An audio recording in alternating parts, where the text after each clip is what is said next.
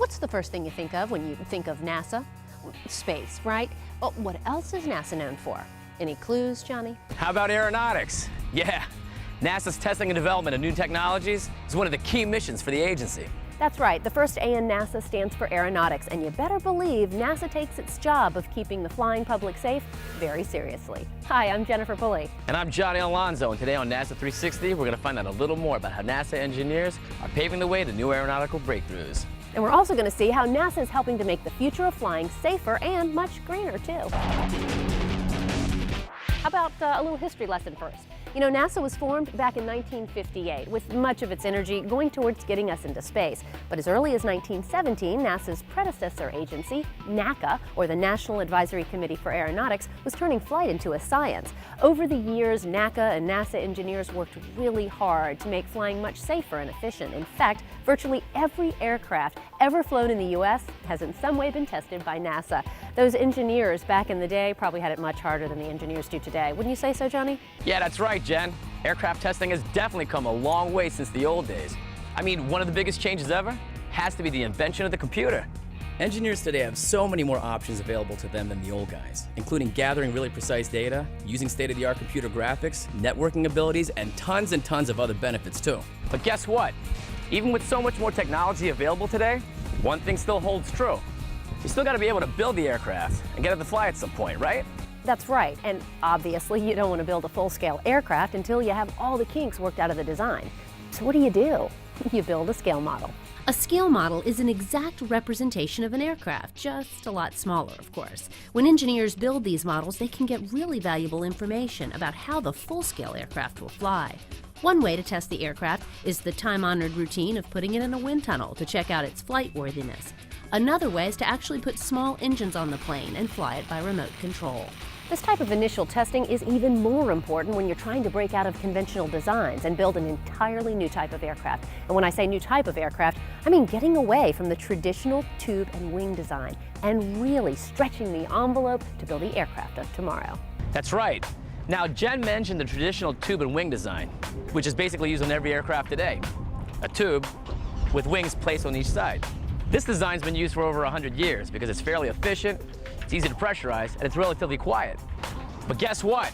Researchers and engineers are discovering there might be a different design that can be more efficient, as safe if not safer than current aircraft, and much quieter too.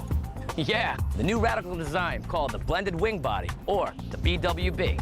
Now, one of the primary reasons this design looks so promising is that by blending the wings into a wide tailless body, you get additional lift with less drag. In plain English, that means the plane could be up to 30% more efficient and quieter than conventional planes. Okay, remember when we were talking about scale models earlier? Well, that's where the BWB program is right now. Researchers are testing two 8.5% scale models that have a 21-foot wingspan and weigh about 500 pounds. Testing is being performed in a couple of different ways. One of the models is being flown and validated at NASA Langley's full-scale wind tunnel with some very encouraging results. But researchers also need to see this aircraft fly in the real world. What better place to do it than where the sound barrier was first broken and so many other important air milestones were reached, right here at NASA Dryden in Edwards, California. I caught up with a couple buddies to find out a little more about how flight testing for the BWB is conducted. Hey, how Johnny. you doing, man? Yeah, good to see you. Hey, how you doing today? How you been? Good. Good to see you. This is wicked, man. Tell me about this. All right. Well, this is our scale model of a hybrid wing body flying aircraft. This is a 21-foot span scale version of a larger aircraft that we would fly.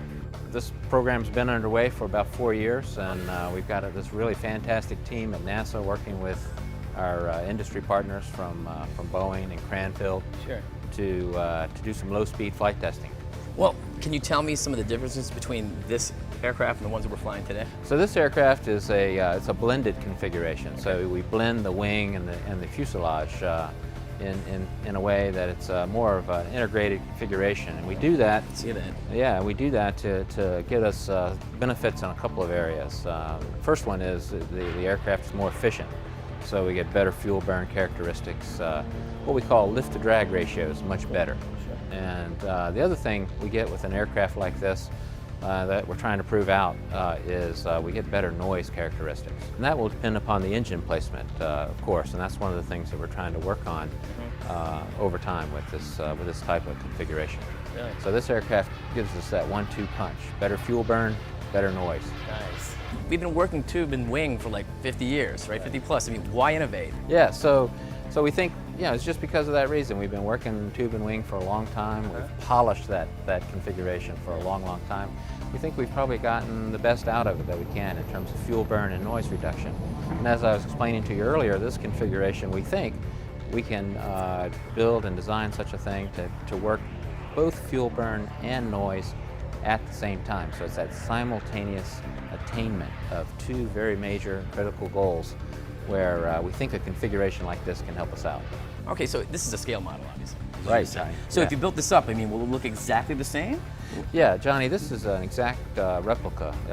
It would scale up to have the same characteristics, same shape, same look as this scaled version. So one of the things we're trying to work on there, though, is the placement of the engines and the type of engines that we might use on it. So the engine location might be a little bit different. I see this one's all mounted all the way towards the back. Right. What we have here, these are potted engines. Okay. So that's one concept that we have that we're looking at. It's a lower risk idea. Okay. Potted means that it's sitting up off the airplane. Okay. Right. So you can see that it's mounted up, and there's some space between the body and the engine itself. There are a couple of other ideas floating around, like embedded engines, and they would be sunk down inside the airframe, and there would be little inlets to take the air needed to drive the propulsion system. So that's another idea that we're starting to explore in wind tunnel testing. Really? Yeah. So obviously, this is in the testing phase. Where do you see this? I mean, how do you see this progressing? Right. So Johnny, we're working with the Air Force. We're working with Boeing, R&T on this project, and this thing has a long. The vision for this is long range. So initially, we think it's probably a military application, cargo carrying application. And then maybe out 2030, 2035, we move on. Maybe it's commercial cargo, package carrying, and then maybe in the long run it becomes a passenger carrying aircraft. But that's way out in the future. I would love to see this thing fly. I mean, is this R-seat? Is this remote controlled? Yeah, what we decided to do here is use an unmanned approach. It's cheaper to do that in the get-go when you start out with a scale model. So it's unmanned, it's remotely piloted. We take the thing up, we fly for about 30 minutes from a trailer that goes along with the aircraft. Really? Yeah. Let's check it out. All right. Let's go. On this morning, Johnny and the crew were in for a treat because the X-48 flight test was flown out on one of the most famous test areas in the world, the 44 square mile dry lake beds out at NASA Dryden.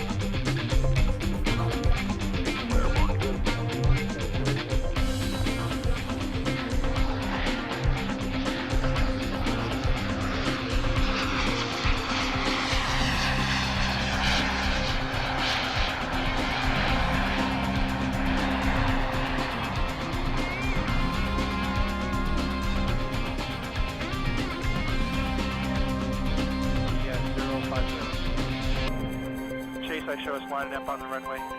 Yep, you're looking real good.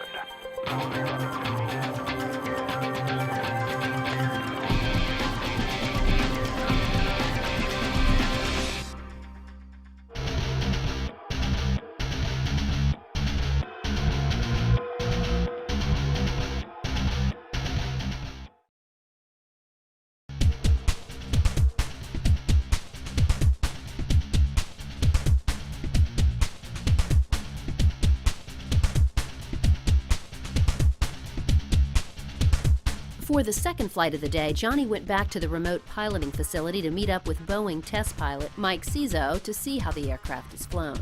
Hey, I'm here with pilot Michael Cizo. Check this out. Hey, tell us exactly where we are. We're in the ground control station, or GCS, Right. where we remotely control the X-48 Sure. based on all these displays, and the full cockpit setup is here, so I have all the information necessary for flight and monitor all the parameters to stay airborne and safely land. That's awesome. Are we ready to go? Absolutely, we're ready to start the mission. Let's go.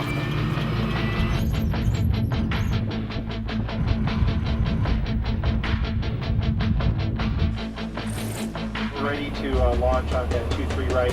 My clearance will take off and we'll call you airborne. Launch is ready. Power's coming in. Right. Go on, look out. Good engines. Skyroad 3, airborne. Nice liftoff.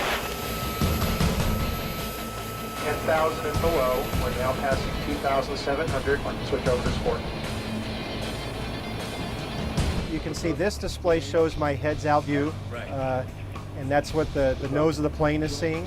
And on this display here, that's my ground track coming up, and then that's actually the circle. The actual airplane is that little dot here where we are. That's an impact predictor that if we had to, if some unfortunate event happened, we had to terminate this remote control vehicle, that's where it would go. Really? With the flight path. Is it me or is this thing moving? It's interesting. It feels like it's moving. If you look at this and look outside, you feel like it's moving, but it's actually not. And that's one of the things that we have to deal with, is that there's no motion inside here, and we have to imagine what it'd be like on the airplane. Chase will be a right-hand turn, 180 at the end of the year. We're approaching 5,000 feet MSL now. Basically, our flights last about 30 to 35 minutes, so that's about how much time we have fuel for. Yeah, fuel for. Yeah, Chase, we're coming right now. Coming right now. Decent sun angle on the camera. Yeah.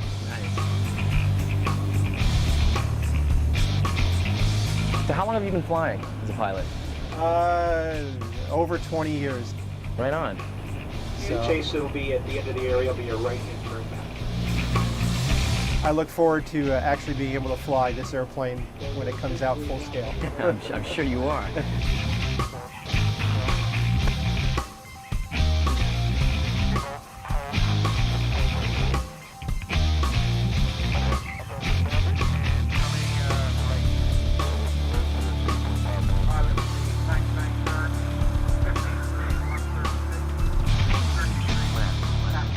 My normal landing is speed brake position 1, and I've set that up. We're running our before landing checks now.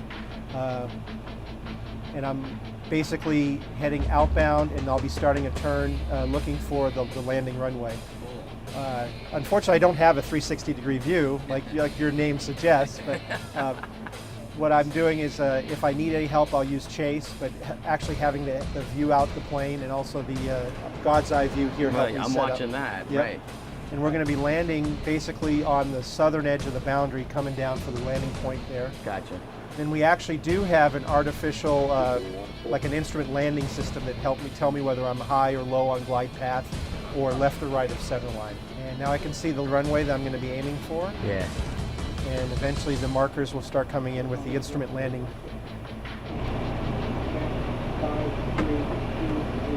Touchdown. That's awesome. Brakes applied.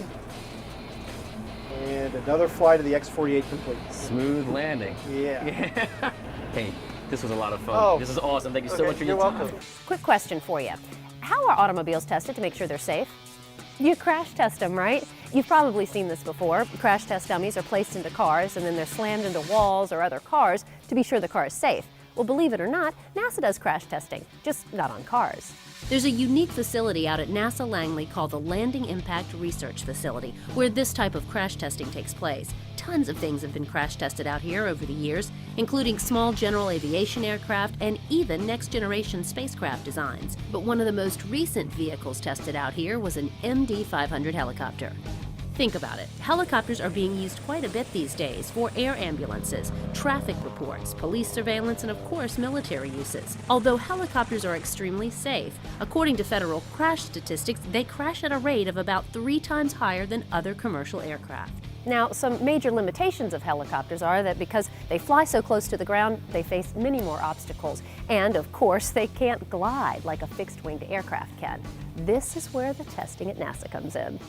A unique accordion-shaped airbag called the deployable energy absorber is being developed to help prevent passenger injuries in case of a hard landing or crashes. This accordion shape is interesting because it deploys like a traditional airbag, but it doesn't have some of the drawbacks seen in traditional airbags. So think of an airbag like this balloon here. If you hit the ground like this, it offers lots of protection. But most crashes have an element of crush with shear, and a traditional airbag may not handle the shear very well. NASA researchers believe that because this accordion-shaped structure is designed to take crush and shear loads from many different directions, the vehicle occupant's survivability chances would greatly improve. But to validate this belief, a crash test needed to be performed. So NASA borrowed an MD-500 helicopter from the Army, then equipped it with instruments to collect 160 channels of data from the craft and 4 crash test dummies.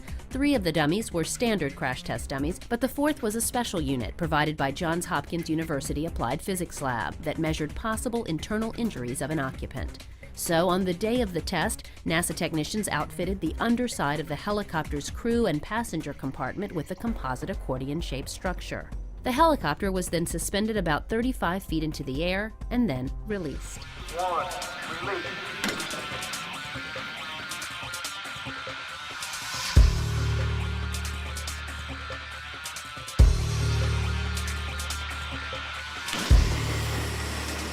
So how did it turn out for the crash test dummies? Well, engineers say the helicopter and its passengers survived this severe crash relatively intact as a result of the deployable energy absorber. Engineers plan more tests soon to further validate this design.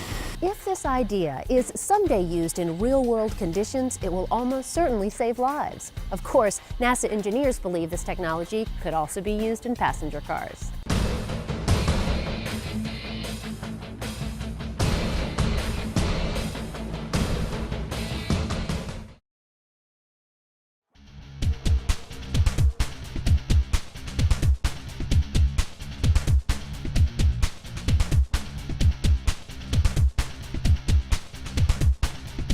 Okay, so we know NASA is working hard to make flying even safer than it is today, but there's still lots of people out there who are afraid to fly. If you're one of those people, listen up, because Johnny went to the airport with a NASA engineer who will hopefully allay those flying fears. Think about it. Nearly every day you probably hop in your car to drive somewhere, right? And I bet you hardly ever think about how dangerous it can actually be. In fact, driving in the US is so dangerous, there are literally millions of accidents every year. So statistically, every one of us will be in a car accident at least once in our lifetime. Now, even knowing how dangerous driving can be, I personally can't think of anyone that's afraid to drive, or at least ride in a car. But what about the fear of flying? Come on, don't you know somebody that's afraid to fly? Huh, yeah. In fact, the fear of flying ranks in the top 5 phobias in the world, right behind fear of snakes. Ugh. But is this fear rational? Well, I can't answer that, but I can tell you that flying is much safer and much greener, thanks to NASA research. Anna, how are you? Hey, Johnny. Good to see you. How's it going? Good to see you. Good, good. Thank you so much for meeting me out here at the airport. Sure. Right off the bat, you know, we hear that flying is safe. Yeah, How of course. safe is flying? Well, flying is still the safest form of transportation. A lot of people feel safer in their cars, but really, airplanes by far are the safest form of transportation. Really? And at NASA, you know, we're not only making the airplane safer, considerably safer, we're also making the airplane more efficient. We are addressing the environmental challenge for aviation. So how does NASA do their testing? I mean, is it still done in wind tunnels, or? We do a lot of wind tunnel testing. We also do ground testing for our structures and materials. We actually make panels or parts of airplanes. Oh, wow. We shake them to death. We break them sometimes Really? on purpose to find out where the breakage points will be. We also do things, we do flight tests. At NASA Dryden, we actually fly, do new technologies of airplanes on current aircraft to see how they'll perform. We do testing out at our NASA Glenn facility on engines, combustors and turbines, and look at new blades that will go inside the airplane engines to make sure they're very, very efficient. So we do considerably a lot of testing on the ground, in the sky, and then we also do something in the computers. We create very elaborate mathematical models so that we can predict how things will perform in the computer before they actually happen. Wow. So that when someone asks us, how do we know this technology works? We've done the testing in a wind tunnel or a flight test or an engine test, and then we also have a mathematical model that simulates that performance the same way that it happened in the lab. Really? So that we can use our math tools to design new technologies accurately and predict what their performance will be.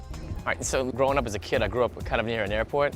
Yeah, lots of noise. Right, Yeah. right. Are we doing anything about this? Oh, yes. Noise reduction is a part of the environmental challenge we really have.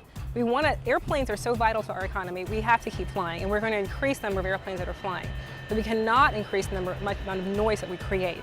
Okay. So we are developing technologies for the airframe, the airplane itself, as well as the engine to reduce how much noise that's been created. A long-term goal is to contain all the noise the airplane creates in the airport boundary. So if you live next to the airport like you did growing up, you won't actually hear the airplanes taking off and landing. This involves technology within the engine, believe it or not, and as well as on the outside of the engine, on the cowling of the engine. In fact, we've created something working with Boeing and many other partners called chevrons. They look like little teeth on the back end of the engine, and those actually reduce the noise that the engine creates. Then on the airplane itself, we're looking at how you can change parts of the wings, the front end, we call the leading edge, as well as the back edge, the trailing edge of the wing, so we can smooth it out so there's less edges, so we create quieter flight. Wow. And we're looking at reducing the noise, even that the landing gear create noise, you wouldn't even think. Our challenges today are to make the airplane even safer than they are today, so we reduce the mishaps and any problems that we have on airplanes. Sure. But also our goals for environmental conservancy are huge. We want to reduce how much fuel the airplane uses by 40% and in the long term 70%. Wow. You're not getting a 70% reduction in how much fuel the airplane burns by using today's technology. True. So we have to bring in new technology to make the airplane even lighter than it is today without sacrificing safety and in fact improving safety while we're doing it. Anna, thank you so much for everything. Thanks a bunch, it's great. It was a lot of fun today. Thanks. Definitely. And guys, so anybody out there that's afraid of flying, don't be. You heard what she had to say, right? For Johnny Alonso, I'm Jennifer Pulley. Catch you next time on NASA 360.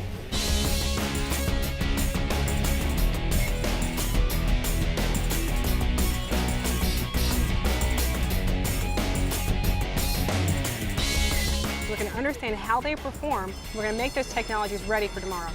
Check it out. Now we're at the races.